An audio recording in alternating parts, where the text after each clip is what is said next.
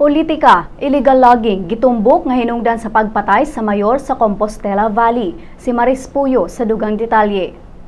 Illegal logging ug politika ang gitumbok karon nga posibleng motibo sa pag-ambush patay ni Laak Compostela Valley Mayor Reynaldo Navarro. Sakay sa iyang sakyanan pasado alas 8 sa buntag kagahapon, gisundan si Navarro sa 6 ka mga armadong lalaki sakay sa 2 ka motorsiklo. Pag-abot sa Barangay Sigayan, lungsod sa Asuncion, Davao del Norte, may atake ang mga sospek ug milanat ngadto sa 20 minutos ang pinutsilay tali sa mga security escort sa mayor. Gideklarang dead on arrival si Navarro sa Tagum Doctors Hospital. Sa sayo pa lang ning buwana, si Navarro gingong usa sa mga Big Four logging lord sa probinsya. Apan hugot kini niyang gilimod. Samtang si Covenville Provincial Police Office Director Abraham Rojas niingon nga daan nang nakadawat ang mayor o pipila ka mga paghulga sa mga text ug tawag. Kasamtangang nagpadayon karon ang investigasyon sa pagpino sa mga suspect na nagpaluyo sa krimen.